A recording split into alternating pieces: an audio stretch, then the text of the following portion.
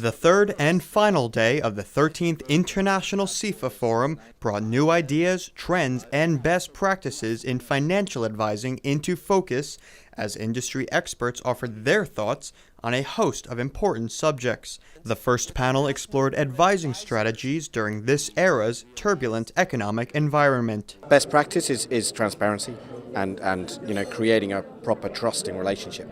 And if we can do that as an industry, then I think we're a long way either ahead of regulation or at least keeping up with it.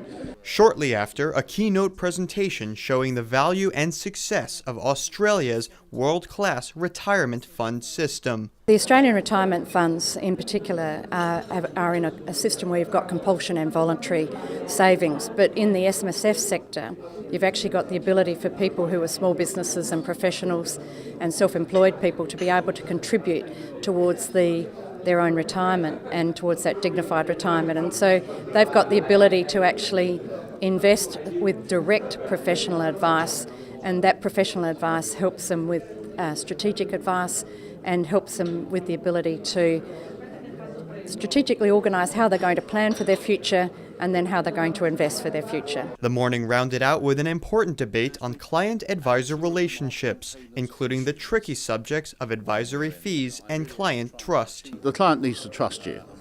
I always found that the best thing was to try and educate the client before you tried to find out even what they wanted, so they could actually understand sort of what they were being asked. As if you ask someone who doesn't know anything a question, they're not likely to give you an answer that makes any sense. It's about consumers taking control, or should be about consumers taking control, and us being responsible, the fiduciary duty to the consumers, and that they pay us. Continuing its tradition of providing a platform for debate on major financial issues, CIFA and its members say they have lots in store for the year ahead. We are right now working with our advisors at the United Nations to do it in the most efficient way. You know, we just received our general status, and now we have to familiarize with the new tool we have in our hands. But that new tool will definitely give us the possibility to be significantly more proactive and bring our messages to the right place.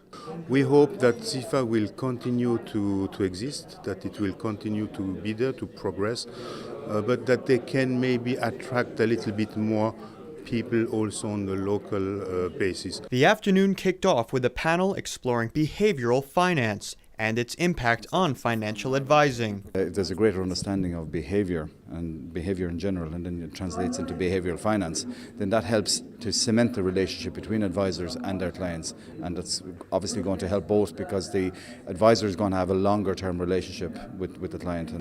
Well, the really great thing is it means that there are more people saving. And by using behaviourally adapted investment propositions like target date funds, it means those customers should be getting a better outcome over the long run because their investments are being professionally managed for them. Participants were then treated to a keynote address from an expert in the field of financial fraud, who described the different types of ID scams that affect many consumers worldwide but remain very poorly understood. Well, we don't know the loss and the impact, real impact of this fraud worldwide, because only a part of it is reported to the authorities.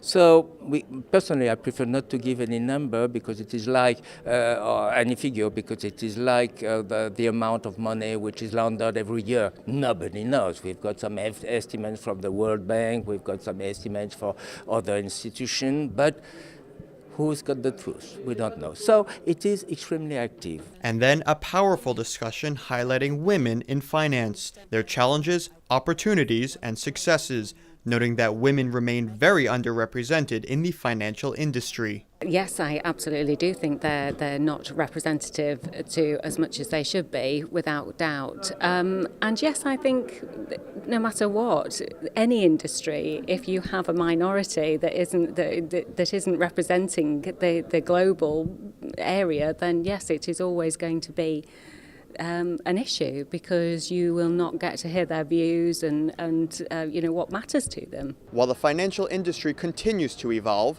a recurring theme among the international participants at this forum were commitments to values of ethics, transparency, and sound financial management, beliefs that will no doubt go a long way towards improving the global financial system.